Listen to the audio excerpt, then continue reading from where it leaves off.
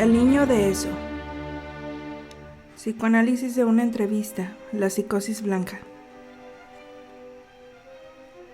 Página 191. Capítulo: La psicosis blanca.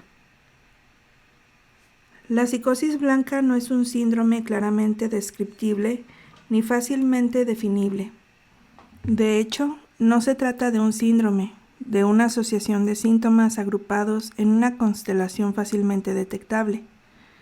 En realidad, se trata de una estructura invisible, rara vez pura, siempre más acá o más allá de lo que su denominación intenta delimitar.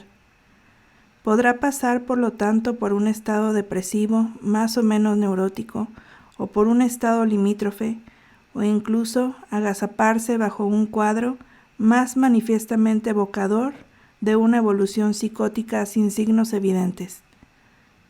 En casos en que la psicosis no parece lo suficientemente evidente, nuestra descripción podrá hacer sospecharla. Si por el contrario la psicosis fuera más manifiesta, nuestra descripción permitirá percibir el centro o el ombligo sin dejarse distraer por el anecdótico delirante. En ese sentido, la psicosis blanca es siempre nuclear. Apunta a las identificaciones introyectivas y proyectivas nucleares. Blanca lo es como la pantalla sobre el cual se proyecta el sueño, o la película, o la hoja de papel, sobre la cual se inscribe el escrito. Pero el sueño y la pantalla no se muestran más que cuando se proyecta un sueño blanco, Lewin, o cuando se detiene la película, y la hoja de papel no es blanca, sino antes del escrito.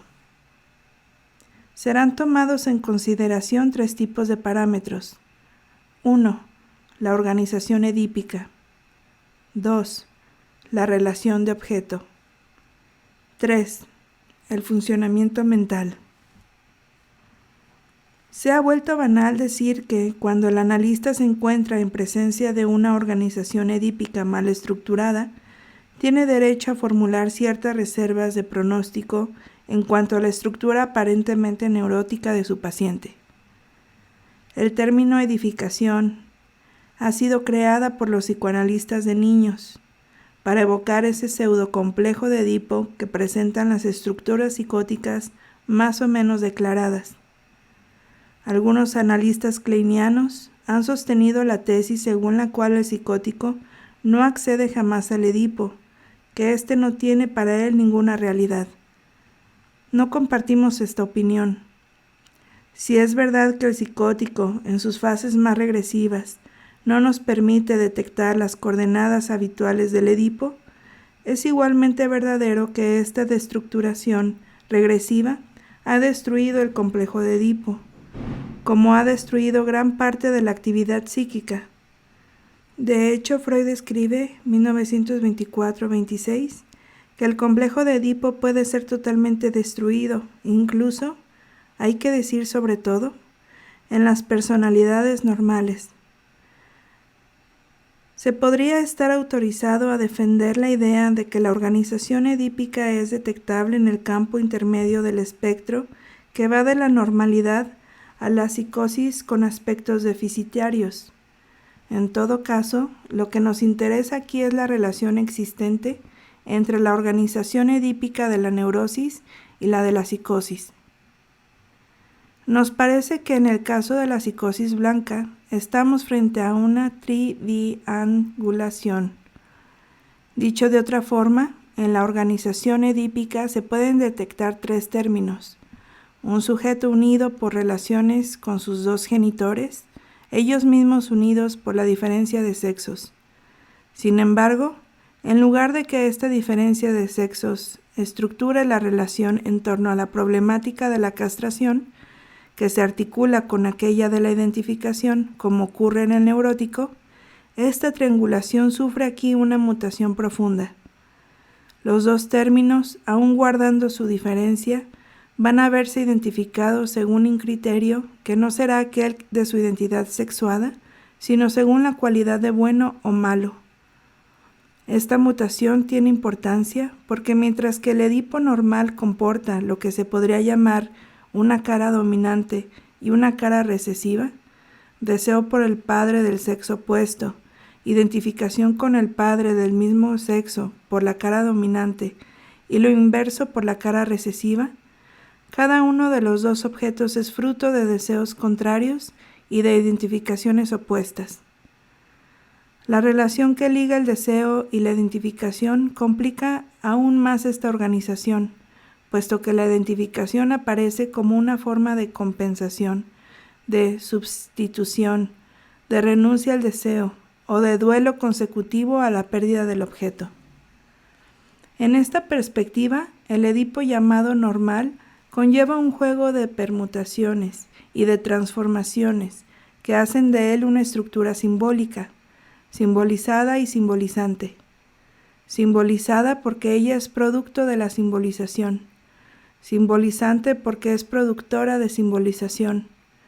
Lo que hay que retener de esta organización es que, siendo muy general, puesto que todo ser humano es nacido de la diferencia sexual de sus genitores, no puede estructurarse como tal, sino en la medida en que el recorrido que lleva a ella no está demasiado recargado por accidentes que obstruyan su manifestación.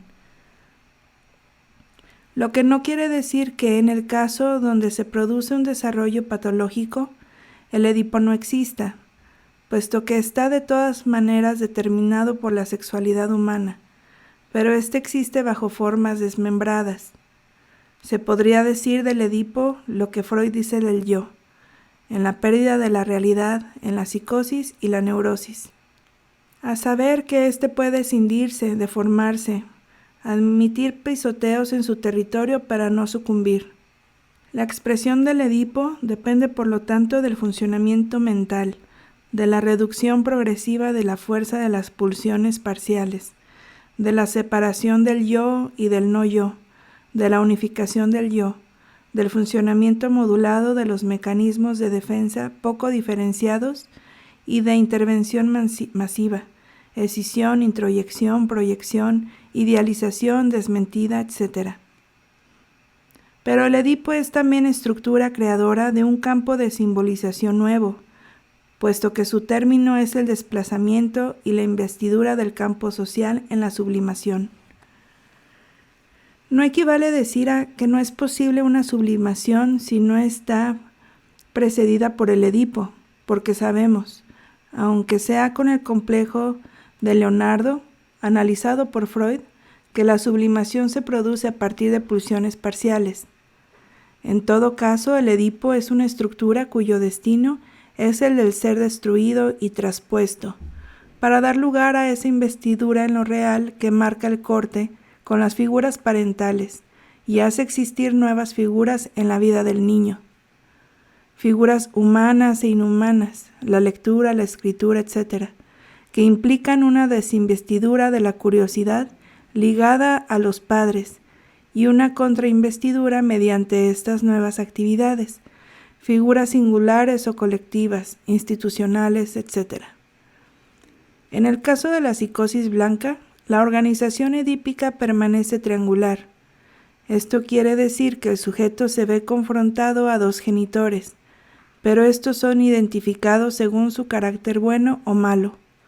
Ello implica una reducción de los intercambios que tienen mucho peso sobre las relaciones del sujeto. Primero, porque parece que el Edipo toma allí una forma mucho más unívoca. Ya no se percibe claramente esa doble relación entre deseo e identificación, y en el seno de la identificación, esa duplicidad que hace que toda identificación sea doble, masculina y femenina. Sin embargo, como toda dicotomía, tiene como consecuencia que cada término refiera necesariamente al otro como su doble invertido. La tripartición de sujeto-objeto, bueno, objeto malo, termina de hecho en una relación dual, puesto que el objeto tercero no es jamás sino el doble del objeto. El sujeto se une entonces a un solo objeto. Cree poder huir del objeto malo, tomando distancia para acercarse al objeto bueno, pero en contacto con ese objeto bueno, solo encuentra el reflejo del objeto malo disfrazado de objeto bueno. A pesar de sus tentativas, la esperanza se ve arruinada. De hecho, el objeto bueno es condenado a permanecer con el objeto malo. Dicho de otra forma, por doblamiento de los objetos sobre el sujeto, éste se encuentra dividido entre el yo malo y el bueno, siendo el yo bueno constantemente atacado por el malo. Estas relaciones no son exclusivamente internas. El rol de los objetos externos muestra que el sujeto continúa invistiendo, a diferencia del psicótico, el campo de realidad. Pero ésta es objeto de una doble inscripción, cuyos dos sentidos coexisten. Por una parte, la realidad del objeto es bien percibida, la proyección. Ciertamente modifica considerablemente la apreciación, pero ningún delirio, en sentido estricto, aparece, ni en el sentido de la persecución por el objeto malo, ni en el sentido de la protección por el objeto bueno. Lo que entendemos por percepción de la realidad es evidentemente una referencia naïve, sin reivindicar aquí el recurso a un concepto tan mal definido como indispensable. Diremos que la percepción de la realidad es la compartición aceptada de las ilusiones sensibles, como hipótesis de base sobre el poco de realidad de la realidad, fundado el sistema que permite pensar la realidad y no solamente vivirla.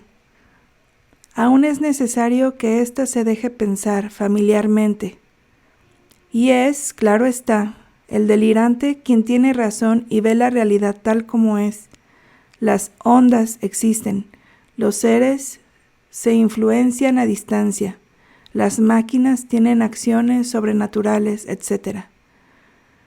Todo esto es científicamente demostrable, pero a condición de que se acepte la existencia de un mundo real como ilusión sensible, a ser deconstruida por el analista.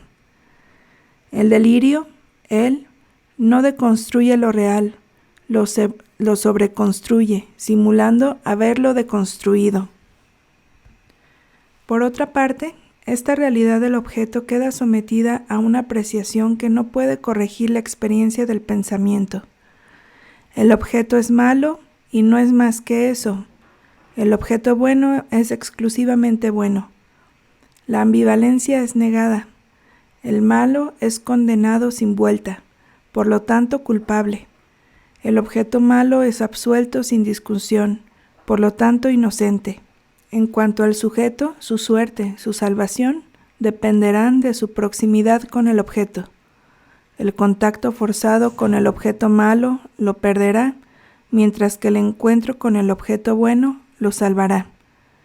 El objeto malo es un contenido a evacuar, el objeto bueno es un continente por habitar. La identificación proyectiva tiene como meta la expulsión del objeto malo. La identificación introyectiva, la conservación del objeto bueno. Las dos fracasan. En lugar de identificación como modalidad complementaria del deseo, es una identidad paradójica la que se instaura entre lo bueno y lo malo, anuladora de la escisión de su diferencia. Porque si el objeto malo le impide al bueno jugar su rol antinómico, es por anticipación de su exclusión total en su provecho. A la inversa, si el objeto bueno no puede delimitar al malo, es porque ocupando su lugar, excluye toda posibilidad de proyección y elimina por vía de consecuencia toda limitación con lo proyectado, el afuera. La identidad es paradójica en que ella se funda sobre el juicio de existencia, pero ser o no ser no suple el juicio de atribución bueno-malo, no representa sino la inversión, la reflexión de éste. Se concibe fácilmente que el narcisismo del sujeto se vea afectado por este juego de contradicciones, puesto que este narcisismo se alimenta de la cualidad buena o mala del objeto y que en lugar de desprenderse de ésta, se pierde en ella. La identidad del sujeto como soporte de una no identidad potencial que abre hacia la identificación está obliterada por la identidad ser malo, no ser bueno. Puesto que el sujeto no es sin el objeto, y puesto que el objeto bueno se encuentra siempre en riesgo de ser perdido, el sujeto se encuentra como secuestrado por el objeto malo y por vía de consecuencia secuestra él mismo al objeto que lo parasita. Esta influencia del objeto malo negativa borra, destruye su imagen ideal, que no puede tomar forma. Encuadrado por el objeto malo que lo contiene, se borra para no aparecer similar a ese objeto malo. Ya no es nada, es un no, un vacío. El objeto es impensable porque es malo, por lo tanto, destinado a la expulsión, y el sujeto ya no puede pensar, porque pensar tendría que ser pensar un objeto impensable. El pecho malo es no digerible porque es incomestible, solo se le puede destruir, pero es indestructible, porque destruirlo es destruirse. El primer tiempo lo constituye esta parálisis del pensamiento. El objeto de distancia al objeto, Bouvet, si se evita darle una interpretación muy superficial, podría sernos de alguna utilidad. No se trata tanto de medir un espacio entre una relación de objeto despojada de sus defensas y una relación en el que el yo dispone de todas sus vallas defensivas, sino sobre todo comenzar a elaborar una teoría del espacio psíquico que nos falta. Lo que está aquí en juego es la instalación de un espacio de soledad. Winnicott comprendió bien que la capacidad para estar solo depende en primer lugar de la creación de ese espacio de soledad, donde pueden inscribirse al juego, el reverie o a cualquier otra actividad, en presencia de la madre, como si ésta no estuviera allí. Se requiere, por lo tanto, que esté ahí para que el niño pueda tener el sentimiento de ausentarse. El exceso de presencia materna lo impide, así como el exceso de presencia paterna. Lo que queremos decir, claro está, deja lugar a todas las interferencias posibles de lo real o de la fantasía, de la madre realmente intrusiva al deseo del niño de que ésta lo sea, del padre realmente inaccesible al deseo de hacerlo desaparecer. Esto puede aún invertirse. Se trataría entonces de acaparar, de secuestrar uno mismo a la madre, o por el contrario, de satisfacer el deseo nostálgico del pene paterno, tratado aquí como un seno materno. En todo caso, la creación de este espacio solitario vuelve la elaboración fantasmática posible antes de que ésta tome la forma más alejada de sus fuentes, de la meditación religiosa, metafísica, o de la reflexión artística o científica. La falla de la constitución de esta área de soledad, por exceso de presencia o de ausencia, estaría en el origen de esta parálisis del pensamiento. Damos prueba de que estos señalamientos no están ligados a un caso en particular, en estas palabras extraídas de otra entrevista. A la pregunta, ¿qué ocurre adentro suyo ahora?, el paciente responde, trato de acordarme, no hay nada en mi cabeza, el vacío. Trato de pensar, de imaginar, no funciona. Querría medicamentos que hagan activarse mi mente, que me lleven a pensar. ¿En qué querría pensar? No lo sé qué es pensar. Así que no puedo decir en qué querría pensar. Nada se queda en mi memoria, nada se graba en mi cabeza. Aunque escuche, trate, nada se graba. Se plantea una pregunta. ¿Este vacío del que hablan los pacientes o esta parálisis del pensamiento pueden ser adscritos a la depresión donde un síntoma tal se encuentra frecuentemente? Se hace necesario distinguir entonces el vacío depresivo o del vacío del que hablamos. Todo acontece como si hubiera que distinguir el vacío de la depresión por pérdida del objeto o por herida narcisista que da lugar a la vivencia del deprimido de no valor o de pérdida del valor, de ese vacío como producto de una influencia del objeto malo. En la depresión, el vacío es efecto de las acciones combinadas del superyo y del ideal del yo. En la psicosis blanca, ese vacío parece ser más la expresión de las pulsiones destructivas atacando el proceso de ligadura. El vacío depresivo parece resultado del castigo del superyo que prohíbe pensar. El de la psicosis blanca parece menos ligado a la noción de culpabilidad o de vergüenza. No parece tener significación punitiva, sino que parece dirigirse contra los procesos de ligadura, en tanto ellos son una función de despertar de la conciencia a la realidad. Pareciera que hay que atribuir esta parálisis del pensamiento a un doble origen. Por una parte, es el resultado de una desinvestidura activa debida al ataque de las pulsiones destructivas sobre el pensamiento en tanto actividad del yo, susceptible de favorecer el despertar del yo, la comunicación entre proceso primario y proceso secundario. Por otra parte, es resultado del efecto del superyo, que prohíbe expresar a la vez el deseo de destruir al objeto malo omnipotente y expresar el resentimiento por el abandono del objeto bueno impotente. Esta parálisis del pensamiento sobreviene como introyección en un objeto neutralizado, vaciado por la proyección, o de un objeto vacío por su ausencia. La desinvestidura puede también producirse para proteger las investiduras de la destrucción, adelantándose, por decirlo así, en una operación suicida. De la pulsión al pensamiento, un sistema de contrainvestiduras regula el recorrido que va desde la fuente somática a la reflexión.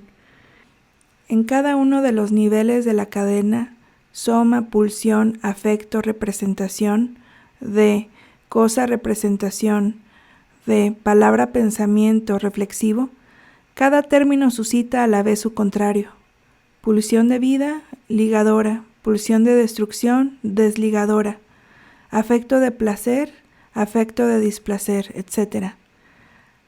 A esta primera operación le sigue y coexiste con ella una relación de contención. La pulsión contiene el soma, el afecto a la pulsión, la representación al afecto, etc. Por otro lado, un circuito oscilante tiende constantemente a invertir esa vectorización. Nada estaría más lejos de nuestro intento de explicación metapsicológica que el ver en el pensamiento una decantación de la pulsión.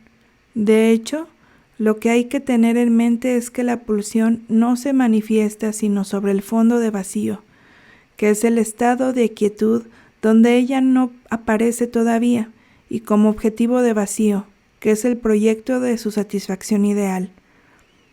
No está solamente limitada por esos dos vacíos, sino que el vacío la trabaja necesariamente desde el interior, porque toda pulsión es progrediente y capaz de investir, pero el proceso de su constitución, desde la fuente hacia el objeto, reserva constantemente en ella un vacío por la regrediencia implícita de ese proceso, cada una de las etapas de su movimiento reflejándose retroactivamente hacia su fuente, puesto que hay como una identidad ideal entre el vacío de llegada y vacío de partida. Y si la identificación proyectiva tiene una significación, es porque opera una condensación extrema, la fusión entre esas dos etapas por aceleración del movimiento. El antes y el después están confundidos en un grito único: ¡a los hechos! Hagamos uso del lenguaje para afirmar que esta exhortación nos refiere justamente a la constatación de que en la psicosis los pensamientos son tratados como hechos. El análisis político nos lo muestra igual de bien. Una manifestación de un partido revolucionario en un régimen liberal es tratada no como una manifestación para exponer la causa de la revolución, sino como la revolución misma. Poco importa que el jefe de ese régimen se declare liberal si alguien puede jugar ese rol cuando la evaluación gubernamental autoriza al ministro a negar ese partido cualquier manifestación de su existencia, siendo que ésta es tolerada. La disuelve. Nadie es tonto y cualquiera sabe que los mismos volverán bajo otro disfraz. Poco importa, lo esencial es quebrar el movimiento. En el terreno de juego o en el ajedrez se pide la suspensión. No es una cuestión de descanso, de un tiempo de reflexión que uno se procuraría. Es el intento por constituir un vacío que rompa la continuidad del movimiento. El neurótico utiliza ese vacío para hacer funcionar en él la resistencia, pero la resistencia exige un trabajo de pensamiento cuyo gasto no puede hacer el psicótico. En la psicosis, el ministro y el jefe de gobierno tienden a ser uno y el mismo.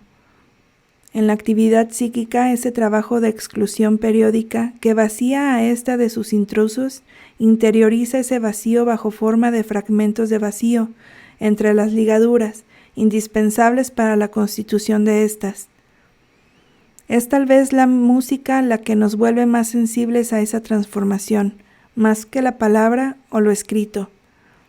Más exactamente, nos vuelve visible lo que nos oculta el sentido, ocupando nuestro oído en su desciframiento. Escuchen el trío de los espíritus de Beethoven. Todo parte de una idea progresivamente ascendente, acumulativa, jugada al unísono, que se interrumpe como una respiración cortada, una pausa apenas perceptible dentro de esa introducción tormentosa, y mientras un doble martilleo parece recapitular y replicar, condensándola. Esta interrupción, aún antes de la extinción de este llamado, el unísono se rompe. Cede el lugar a una voz comenzada sobre una segunda idea que va a inaugurar un desarrollo donde toda la energía puesta en juego al inicio y como detenida prematuramente va a desplegarse en otro espacio donde el impulso primero se instala en un medio que permite sobre otra idea, generadora de otra retórica, un discurso de concatenación que en lugar de precipitarse hacia su fin, vuelve sobre sí mismo y se comenta. Pero la función de esta segunda idea no es la de anular la primera, sino permitir entrelazamientos ulteriores de los dos motivos, su conversación. Entonces la energía primitiva es transformada por ese diálogo, puede decir lo que no pudo más que afirmar por su confrontación, con un desarrollo que a la vez que manteniendo su propio discurso, absorbe el exceso en suspenso de la primera idea. Modificando el régimen de la concatenación, la reducción al estado de pequeñas cantidades permite la utilización de la fuerza de la investidura en el establecimiento de las ligaduras. Pero no es todo. La investidura de estas se refleja en el pasaje de la investidura, precondición de la puesta en evidencia de las relaciones entre las ligaduras y de la producción de nuevas relaciones. La inversión del pasaje, la reflexión, se representan en las operaciones de doble retorno. En el ejemplo político, el ministro del Interior dispone de escuchas telefónicas que le dan los medios para su poder, pero a la inversa, el partido que quiere el cambio radical, si bien no dispone de un poder equivalente, sabe lo suficiente como para saber que usa escuchas telefónicas, medio ilegal en un régimen liberal. Por esto, devolverá al ministro la imagen que busca acreditar, confundiendo la lucha por la revolución con la revolución misma. Ella lo declarará sospechoso número 1 en la óptica de un régimen liberal. En el individuo, el doble retorno constituye un cierre interno que dobla la paraexcitación externa. Freud no deja de hacer notar en sus primeros ensayos sobre el pensamiento en el proyecto de psicología para neurólogos que el rol del yo como agente del pensamiento es por una parte que la representación, a saber, la reproducción interiorizada de la percepción, no pueda hacerse pasar por percepción, es decir, que el límite percepción-representación debe ser efectivo, y por otra parte, inhibir la descarga de afecto perturbadora. Combinación de un espejismo y de una impotencia, puesto que la energía en juego es desperdiciada prematuramente, perdida, por tanto, para su utilización en el momento de la acción específica que aporta la satisfacción. Además, una descarga tal que sirve al espejismo no logra más que interrumpir el proceso de reproducción del pensamiento. Si el decurso de pensar choca con una de estas imágenes, recuerdo no dominadas todavía, se generan los signos de cualidad de ella, a menudo de naturaleza sensorial. Una sensación de displacer e inclinaciones a la descarga, cuya combinación distingue a un afecto particular y el decurso de pensar queda interrumpido. Una perspectiva moderna menos pronta a hacer intervenir el control, al menos bajo esa forma y teniendo en cuenta los aportes de las teorías kleinianas, estará de todas formas de acuerdo con Freud en pensar que la solución de este problema se encuentra en la estructura del yo como complejo de neuronas que retienen su investidura y entonces por breves lapsos es un complejo de nivel constante. Notemos, sin embargo, que para Freud lo esencial es la creación de un espejo particular que apunta a mantener la investidura en estado de equilibrio, retenido por una parte por los dos límites impuestos a la motilidad y al deseo, y por otra parte por las resistencias que oponen las neuronas más externas y hacia el interior, por la presión constante de las vías de conducción. Dentro de esta ensambladura yoica, la investidura en modo alguno será igual por doquier, solo es preciso que sea igualmente proporcional, o sea, en proporción a las facilitaciones. Así, en el seno mismo de este conjunto donde la identidad no es más que una relación de igualdad proporcional, se crea el medio que permite la cadena asociativa del pensamiento. Es la conclusión que se impone después de la definición del proceso cogitativo que Freud caracteriza por este estado ligado que reúne investidura elevada con corriente escasa. Es posible que en algunos otros procesos la corriente sea paralela a la investidura, procesos con descarga desinhibida. Freud presiente, pero no lo teorizará nunca, la función reflexiva, considerada aquí bajo el ángulo de un desdoblamiento paralelo, sin llegar hasta la dirección regrediente que le daría su sentido pleno. Porque no puede pensar en la pulsión de muerte más que en términos de inercia, y no de una compulsión regrediente, tropezará entonces con un obstáculo. Es cierto que no sé indicar cómo se figuraría en términos mecánicos la defensa primaria, la no investidura por amenaza de displacer. La no investidura permanecerá en reserva en la teoría. No habrá nunca más que el destino de la desinvestidura, lo que está lejos de ser lo mismo. Pero Freud habrá percibido lo esencial cuando pase del pensamiento práctico al pensamiento cognitivo. Si uno pone complejos en lugar de neuronas y también complejos en lugar de representaciones, uno se topa con una complejidad del pensar práctico que ya no podría figurar. La reproducción de las facilitaciones establecidas no comporta la reproducción de los indicios de cualidad, sino la reproducción de las facilitaciones asociativas. Si estas últimas deben tener en cuenta el displacer en el pensamiento práctico, el pensamiento teórico debe poder seguir todas las vías. De hecho, las restricciones por el pensamiento práctico constituyen el límite del campo al interior, del cual todas las vías deberían poder ser exploradas, a riesgo de ver este límite transgredido. Lo que se produce entonces no es el estallido de límites, sino su inversión, es decir, que éste ya no limita el horizonte, constituye su miramiento para otro límite. Lo esencial es la liberación de los límites constituidos por el displacer que ya no subsiste sino como efecto de la contradicción lógica. Entre esta exigencia ideal de una permeabilidad ilimitada y el hecho de que la resistencia es entre los factores que contribuyan al mantenimiento de la igualdad proporcional uno de los más importantes, la investidura lateral constituye un nuevo dato.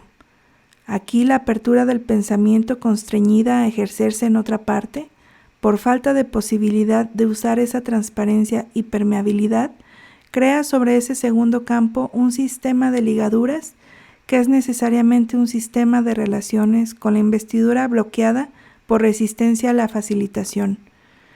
De ahí en adelante, la fuerza constitutiva del sentido entre las facilitaciones se refiere a la relación entre la investidura bloqueada y la investidura lateral. Es quizás esta mediación la que permitirá a Freud pensar ulteriormente la negación como economía de represión. Todas estas operaciones son impensables sin la imagen motora, es decir, las huellas de los movimientos precursores, anunciadores o ejecutores de la descarga. Freud presintió su importancia, pero parece haberse sentido más complicado por esta noción que servido de ella. Lo que habría que haber dicho es que de la misma forma que las facilitaciones de pensamiento reproducen las facilitaciones asociativas sin obedecer a sus metas originales, adquiriendo una función reproductora más que defensiva, asimismo la imagen motora, cuando se vuelve señal incoactiva, adquiere un rol inductor por el cual deviene inducción de movimiento hacia una meta sin representación de ésta. En lugar de que la meta sea la adecuación de la descarga a la situación que la requiere, se vuelve la prosecución del proceso de facilitación en su objetivo exploratorio. No busco, encuentro. La frase hace fortuna. Tú no me buscarás. Hace eco por inversión, porque entonces la meta no debe ser figurada ni figurable, será deducida incoactivamente. El trabajo sobre las huellas, afectos incluidos, que encuentra su realización en el sistema de huellas, transforma ciertamente los contenidos de la actividad psíquica, los elementos o pensamientos de Bion. Más que nada, hace sufrir una transformación a la cadena de contenidos de tal forma que el nuevo contenido, el pensamiento, constituido por el aparato para pensar, se vuelve a su vez un continente que contiene los elementos y el aparato para pensar los pensamientos. En relación con la pulsión, no puede haber estructuras de deseo sino porque hay pensamientos de deseo.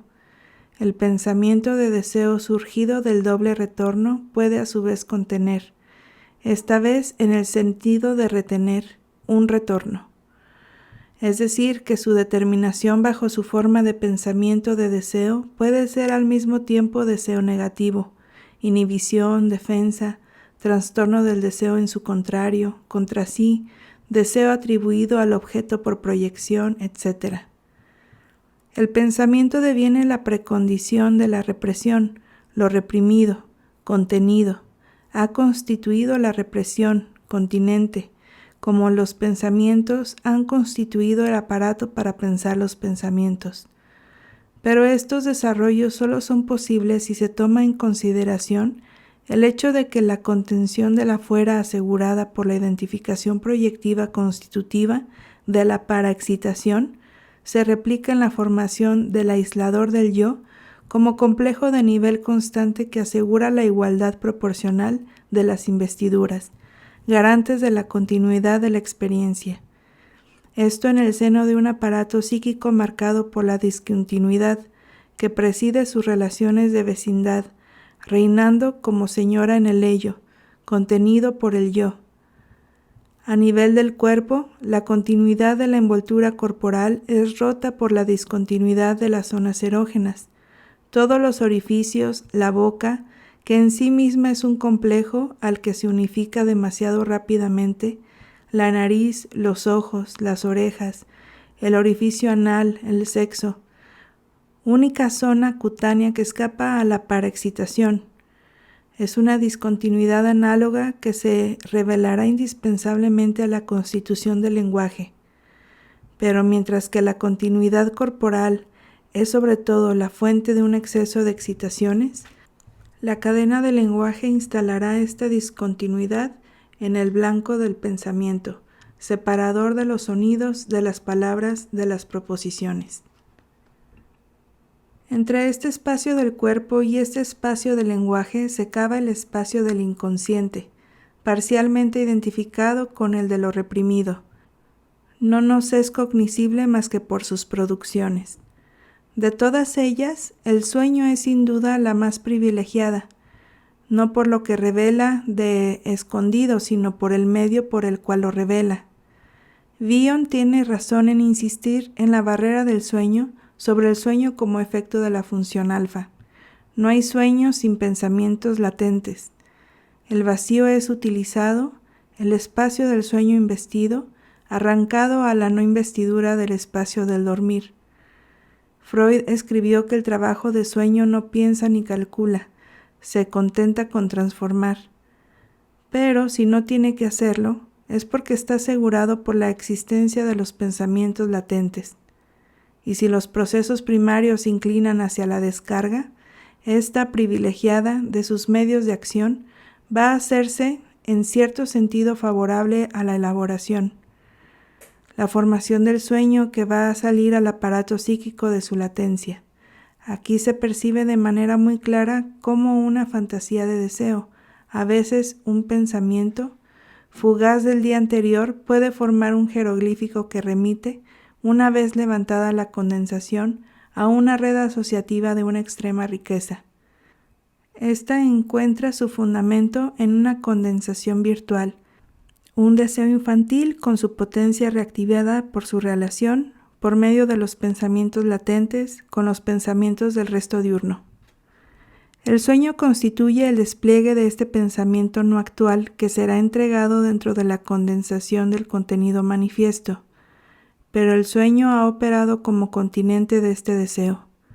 Cuando Freud analiza la estructura, retomará ciertas formulaciones del proyecto, sobrepasando el esquema de lo físico.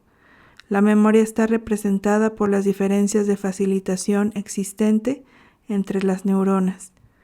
Metaforiza la noción de este espaciamiento que no se le escapó a Derrida cuando habla de los refugios como puntos virtuales del aparato psíquico. Recuerda entonces que las estructuras psíquicas en general no deben nunca ser concebidas como localizadas dentro de los elementos orgánicos del sistema nervioso, sino más bien, si se puede decir, entre ellos, donde las resistencias y facilitaciones brindan las correlaciones correspondientes. Todo lo que puede ser objeto de nuestra percepción es virtual. Sin embargo, esta virtualidad deducida teóricamente de la interpretación de los sueños solo aparece como tal retroactivamente, porque el análisis del sueño exige previamente la nivelación de todas las asociaciones a partir del sueño por una reducción que restablece en el discurso del analizando esa igualdad proporcional de las investiduras. Pero si la restituye, es porque la fundación del sueño la rompió, es porque lo que el lenguaje permanecerá siempre del lado del yo, porque su condición de posibilidad es esa constancia de investiduras cuyo producto son las palabras. Habrá que introducir otra dimensión, la escansión, la ruptura en el discurso, el tropiezo, el fading, para que esta igualdad proporcional sea impugnada. Esto equivale a decir que la virtualidad se hace notar aquí por su desfallecimiento, producto del lenguaje, efecto del lenguaje sin duda. Esta no encuentra su explicación en el lenguaje, sino en lo que él recubre. Sin embargo, el lenguaje es sin duda la realización más acabada del proceso. Reproduce la embestida del movimiento que convirtió fuerza en sentido en su recorrido. Como lo mostró Lacan, el lenguaje está subtendido por la meta sin representación que se refleja sobre sí misma. Sí, pero a condición de rechazar el paralelismo de homología del lenguaje y de la pulsión por la función diferente que juega ahí la desligadura, sobre todo en la psicosis. En ese caso, la pulsión se encarniza sobre los vacíos que acompasan de ordinario su proceso. Se constata entonces que la evacuación de sus productos tendrá como resultado un hoyo, llamando a otra pulsión para colmar esta herida. En el lenguaje, el hoyo es integrado a la discontinuidad constitutiva de la palabra que puede, en el peor caso, suspenderse un momento para ser reemplazada por una formación sustitutiva, cuyo efecto del lenguaje no compromete en nada al pensamiento. Por el contrario, La descarga pulsional expulsiva prohíbe la sobrevenida del pensamiento por esa evacuación inmediatamente colmada. El agujero del lenguaje tiene el efecto exactamente contrario, una estimulación del pensamiento. De todas formas, como en psicoanálisis, el lenguaje constituye el acceso a la comunicación destinada a la regresión, hay que interrogarlo sin cesar. Todo en psicoanálisis procede del lenguaje, pero ningún análisis puede pretender haber sido llevado a cabo si no alcanzó esa capa de la actividad psíquica donde lo que está en juego es la condición de su posibilidad más que el estudio de sus efectos. Tocamos aquí las raíces de la simbolización, la que debemos primero contentarnos con aprender, ahí donde se da la forma menos difícil. La simbolización tiene dos procesos posibles, sea la deriva metonímica, causalidad metonímica de J. Miller, sea la inversión, que produce el doble invertido del término. Dicho de otra forma, el término tomado arbitrariamente como punto de partida A puede dar CB, término sucesor, sea A, sucesor de la represión de A. De este modo, a la operación de retornos en lo contrario se agrega y o coexiste con él el retorno contra sí. Cada término A, además del hecho de que es susceptible de darse vuelta en A, puede también transformarse en A, es decir, referirse al yo más que al objeto. El doble retorno constituye el proceso de la cadena. La diferencia entre soma y pensamiento no es que el soma no piense. La biología molecular nos muestra por el contrario que es asiento de operaciones análogas a las del pensamiento. La diferencia es más bien que el pensamiento es reflexivo en todos los sentidos, porque tiene un objeto y es simultáneamente su propio objeto, es decir, que opera o es operado por la escisión. Esta toma la forma, según el ángulo de donde se mire, del discurso que habla de algo y o de sí mismo, del lenguaje donde sujeto del enunciado y sujeto de la enunciación coexisten, o del lado de la pulsión, del doble retorno, y a fin de cuentas, del par afirmación-negación, ligadura-desligadura. A nivel del concepto, nos vemos referidos a la dualidad eros-pulsión de destrucción. Pero todo esto implica que el proceso de concatenación prosiga. Esta abre la posibilidad de que la cadena que se inicie por A produzca en el término N, no ya un nuevo objeto, sino una relación. Aquí se produce el pasaje de la dualidad a la Trinidad. La tercera persona se refiere al tercero ausente. A continuación, el autor nos comparte una fórmula en la página 204 de esta edición, donde N es el producto de la relación entre uno o varios términos. Justamente Lacan hace observar que el sujeto desaparece de la cadena significante por el hecho mismo de que la constituye.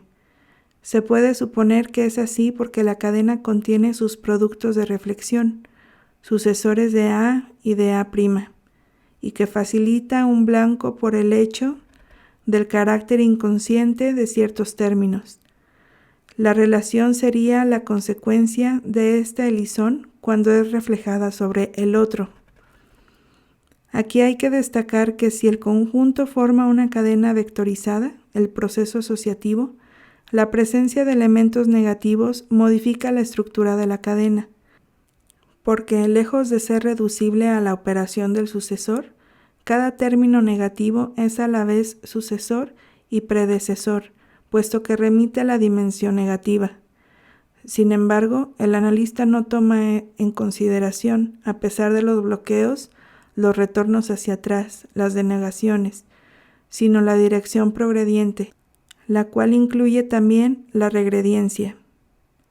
La regresión es en efecto fruto del trabajo progrediente. El discurso está necesariamente vectorizado hacia su extinción, como la vida va inexorablemente hacia la muerte.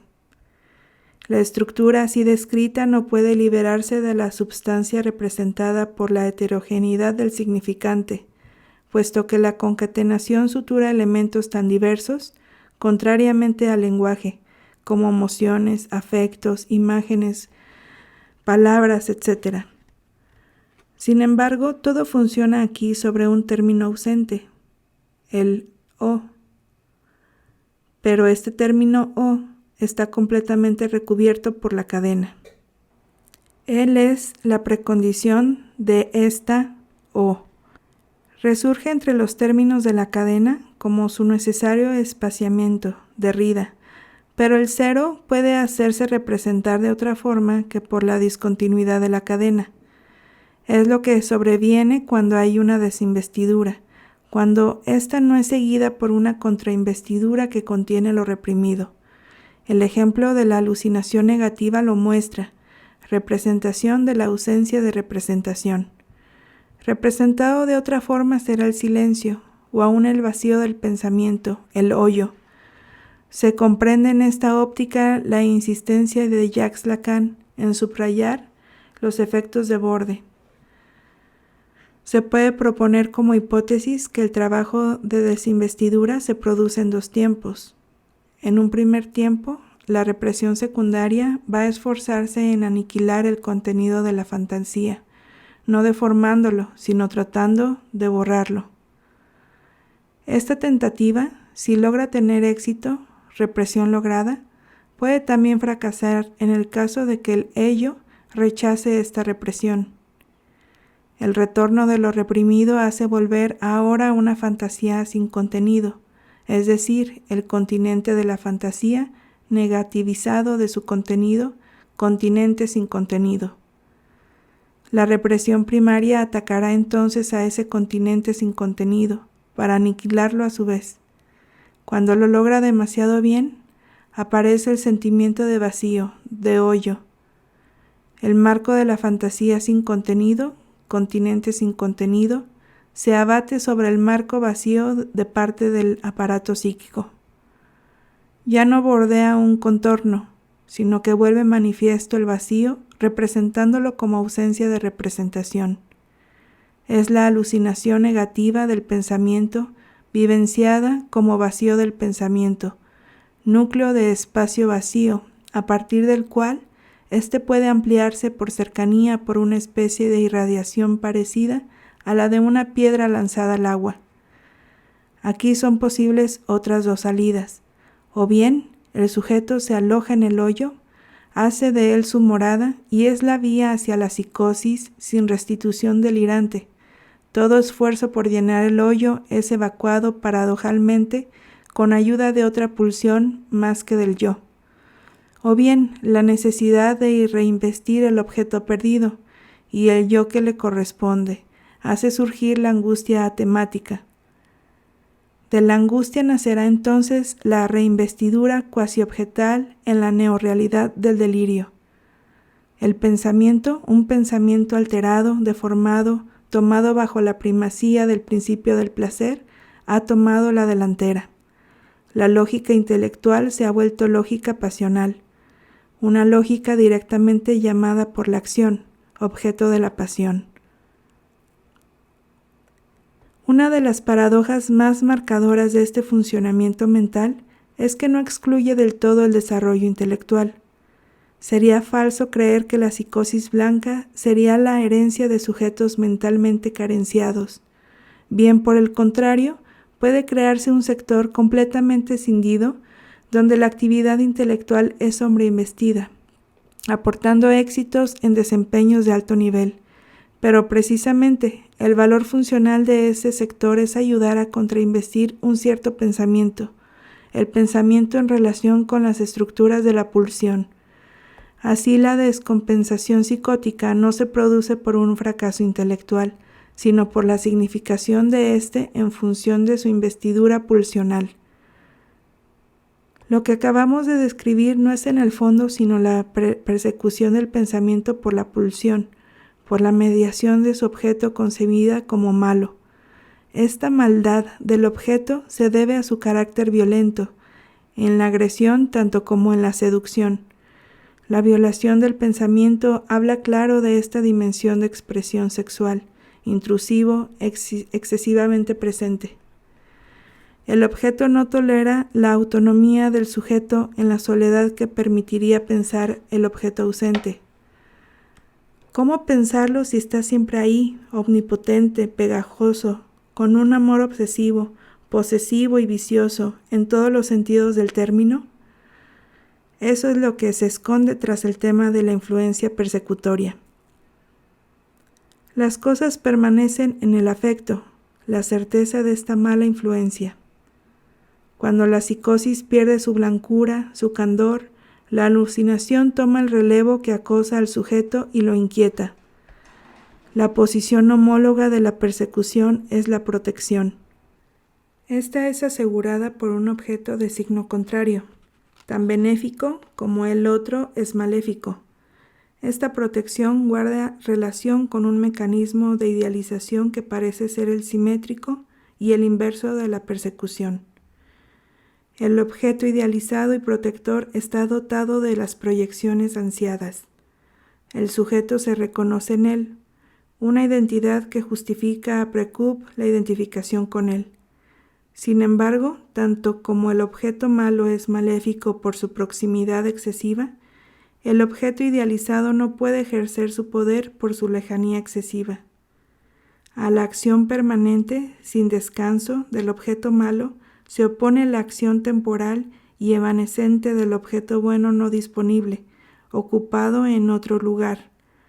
Aquí la ausencia del objeto está demasiado marcada y hace recaer al sujeto en las redes del objeto malo. Se asiste entonces a la idealización del no objeto como objeto ausente. No es por ello menos cierto que la ausencia del objeto es lo que permite idealizarlo. Lo que no puede pensarse es que ese objeto idealizado tenga la menor relación con el objeto de la influencia, a pesar de influenciar este tanto al sujeto, llamado a contraatacar el efecto del objeto malo. El objeto bueno permite el pensamiento cuando se ha dejado aproximar previamente, dejando al sujeto nutrirse de él. De ahí en adelante su alejamiento, su ausencia, darán ocasión a un comienzo de pensamiento bajo la forma de representación, pero no es aún cuestión de pensar en la significación de este objeto. Lo que impide a este pensamiento embrionario desarrollar el aparato para pensar los pensamientos es que la ligadura entre objeto bueno y malo no se hace nunca. Una decisión rigurosa se esfuerza en impedir la relación, el contacto entre objeto bueno y malo. Desde ahí, estos solo pueden replicarse. Acontece entonces que la fantasía de la escena primaria no puede ser pensada porque en esta cópula del objeto malo y del objeto bueno, dos aspectos hacen temerle.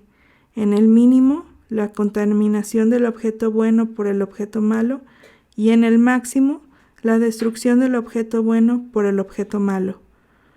La relación de fuerzas es tal que, claro está, la idealización del objeto bueno no puede vencer la persecución del objeto malo, puesto que no es sino su sombra proyectada. Además, la escisión se acompaña de una negación de la más mínima relación entre estos dos objetos, destinados a no encontrarse. Si se sabe hoy en día que la fantasía de la escena primaria, fantasía de la pareja combinada de Melanie Klein, no es otra que la fantasía de la propia concepción del sujeto por sus genitores, se ve que el sujeto no puede nunca nacer por no poder aceptar este encuentro, o si nace, no puede nacer más que dañado, destruido por la marca prevalente del objeto malo. La psicosis blanca alcanza la identidad del sujeto por la imposibilidad para constituir la alucinación negativa de la madre en la identificación primaria. La fantasía de la escena primaria impensable es calcada al modo de la relación primaria al objeto, relación al pecho.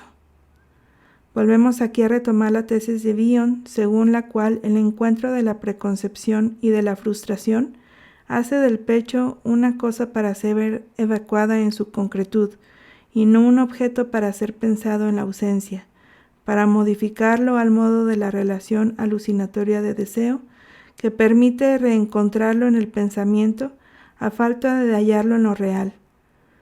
La represión de la realidad parece más inteligible en esta perspectiva. Por eso se entiende que la identificación proyectiva no tiene significación unívoca. Puede servir para evacuar el pecho como objeto cosa en sí o para proyectar la representación pensamiento fuera de sí, sobre dentro del objeto materno. Parece necesario hacer jugar dos factores complementarios: la cantidad destinada en el sujeto a la identificación proyectiva, la cualidad del objeto materno en su tolerancia hacia la identificación proyectiva del niño, su capacidad transformadora por el pensamiento, etc. La noción capital introducida por Winnicott del espacio potencial entre la madre y el niño, constitutiva del campo de la ilusión, nos abre nuevos horizontes. El problema de la dicotomía contenido-continente se vería así sobrepasada por la constitución de un campo de intercambios, verdadero no man's land, espacio para compartir, área de juego, lugar de la ilusión, cuna de la fantasía. El fracaso de la constitución de ese espacio de soledad en el cual se ancla la identidad del sujeto podría estar ligada al hecho de que la triangulación falla en constituirse.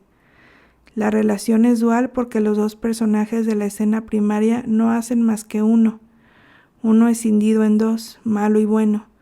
Desde entonces, el sujeto constituido en espejo no se desprende de la escena para constituirse en la relación, sino que fusiona en totalidad escindida, sin huellas de escisión. El otro es el mismo, un mismo escindido, jamás solo. La relación cantidad-cualidad es susceptible de inversión, porque la cantidad está también del lado de la madre. El tiempo de respuesta a las necesidades del niño, la apreciación y dosificación de las frustraciones tolerables, la distancia manejable y variable de acuerdo con el desarrollo del niño, que va desde las experiencias funcionales limitadas hasta las experiencias de separación graduales, de la dependencia a la autonomía. Asimismo, la cualidad está del lado del niño, ya que el dominio de las cantidades primitivamente traumáticas abre progresivamente a una modificación cualitativa de la relación que el sujeto mantiene con los afectos nacidos de su experiencia con el objeto y de su posibilidad de instituir un corte con él, sin tener el sentimiento de haberlo aniquilado.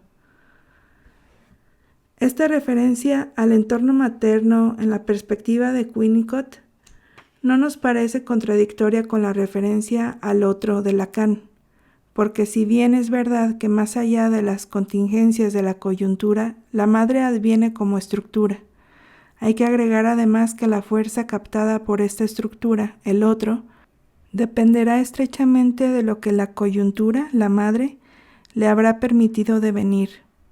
De la misma forma, el pene remite ciertamente al falo, con O sin mayúscula, pero la investidura del falo dependerá de la manera concreta bajo la cual la cuestión de la falta se haya planteado, o para hablar como los autores anglosajones, de lo vivenciado.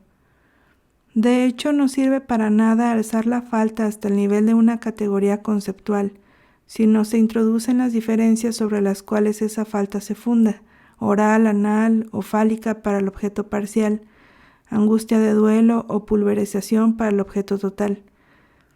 De estas diferencias nacen las modalidades de transformaciones en los dos sentidos entre afecto y pensamiento. El vínculo que no cesamos de establecer entre los afectos, influencia, depresión y el pensamiento encuentra su justificación en los desarrollos del psicoanálisis. Pero ya se encuentra la huella en Freud, en la 32 Conferencia, 1932. El vínculo entre lo económico y lo simbólico se encuentra ahí claramente establecido. Cuando aparece la angustia, son factibles dos posibilidades. En la primera, la angustia puede ser tratada desde su aparición como una señal que desencadena reacciones de huida o de defensa, represión, para hacer frente a la situación peligrosa, mientras que en la segunda el desarrollo de la angustia no está limitado, falta la función anticipadora y el individuo se ve paralizado por una cantidad incontrolada que se vuelve lo esencial del factor traumático.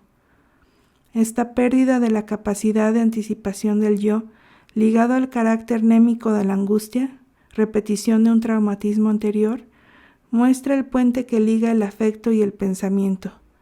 Por lo demás, Freud lo dice explícitamente. A la pregunta, ¿cómo nos figuramos el proceso de represión bajo la influencia de la angustia?, responde: el yo nota que la satisfacción de una exigencia pulsional emergente convocaría una de las bien recordadas situaciones de peligro. Por tanto, esa investidura debe ser sofocada de algún modo, cancelada, vuelta impotente. Sabemos que el yo desempeña esa tarea cuando es fuerte e incluye en su organización la respectiva emoción pulsional. Ahora bien, el caso de la represión es aquel en que la emoción pulsional sigue siendo nativa del ello y el yo se siente endeble. Entonces, el yo recurre a una técnica que en el fondo es idéntica a la del pensar normal. El pensar es un obrar tentativo con pequeños volúmenes de investidura. Freud fundó su metapsicología sobre distinciones indispensables. Por un lado, la representación, por el otro, el afecto. De un lado, el vínculo con la memoria y el lenguaje, por el otro, el vínculo con la descarga y el cuerpo. Matos y patos parecen excluirse, pero al examinar las cosas de más cerca, estas separaciones se vuelven relativas. Por una parte, la representación es también una descarga. Se ancla en el cuerpo y por otra parte, el afecto es una forma de memoria, un estilo de lenguaje. Una teoría del discurso los engloba a ambos. A fin de cuentas, el yo es portador de estas contradicciones, visibles en su comportamiento con respecto a la representación y el afecto. Importa poco para nosotros que la construcción de Freud sobre la angustia invite a una revisión. Lo que retiene nuestra atención es la unidad de concepción que liga el afecto al pensamiento, relación entre la anticipación y el desvío, signo del desarrollo del yo y en su relación con el ello. La paradoja de la psicosis blanca es que ella logra y fracasa a la vez en su tarea, porque está claro que la anticipación del yo funciona en ella sin discusión. El afecto de angustia como señal de peligro pone en marcha una represión, como lo demuestra la ausencia de representaciones y de fantasía. Pero el fracaso es igualmente evidente puesto que esa anticipación-desvío no da lugar a un desarrollo del pensamiento, sino a una parálisis de éste. Lo que no puede pensarse, lo que es impensable, gira alrededor de un secreto tanto indecible como impensable. Pero por otra parte, este secreto es el secreto de Polichinela. Todo el mundo lo conoce. Vean lo que pasó en Corintia. En el curso de una pelea de bebedores, un bromista pesado, al que la bebida le había soltado la lengua, le dice a Edipo: ¿sabes al menos de quién has nacido? Y fue el comienzo de su desgracia, de esa tentación del nefas del que habla Hölderlin. Sin embargo, es probable que Edipo haya sabido siempre, puesto que todo el mundo lo sabía alrededor de él. Pero forjemos la continuación del mito siguiendo nuestro capricho.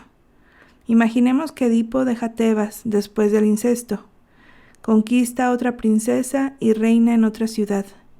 Que Yocasta decida vivir, aunque no sea sino para criar a los hijos que tuvo con Laios antes que el oráculo le prohibiera engendrar, y al hijo que hubiera tenido con Edipo, que éste creciera entre ellos, con ellos, y que él también haya sabido siempre, sin nunca saberlo, cuáles eran sus orígenes. ¿Habría podido ser objeto de un mito o de una tragedia? No, puesto que la tragedia sería la de sus padres. Él se sentiría paralizado en su pensamiento, puesto que tendría que pensar que eso podría ocurrirle de nuevo a él, el hijo de eso, lo cual es propiamente inconcebible. Entonces, a falta de poder hacer circular significantes, se pondrá en marcha. Irá tal vez a Delfos a interrogar al ombligo del mundo, Y éste le responderá: eres el hijo de tu madre. Cuídate de pensar en tu concepción entre tu madre y tu padre. Hay que, a toda costa, romper el círculo potencial de una posible repetición. No hay que permanecer en contacto con la madre, ni siquiera en pensamientos. Y si todo pensamiento conduce a ella, que el pensamiento se aniquile. En el camino, sin siquiera una Antígona para guiarlo, volverá hacia Edipo.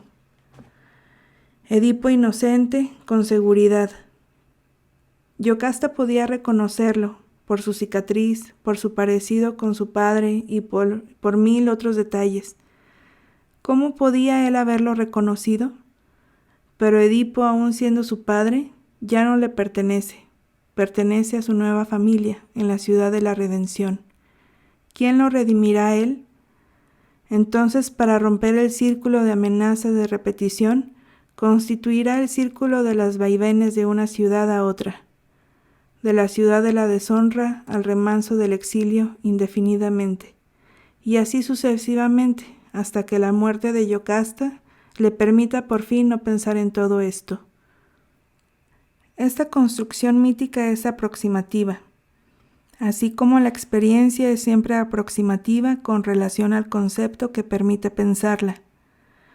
Pero para esto se requiere un pensante que piense lo impensable, y no solamente lo impensado, que concibe lo inconcebible y no solamente lo concebido, el inconsciente.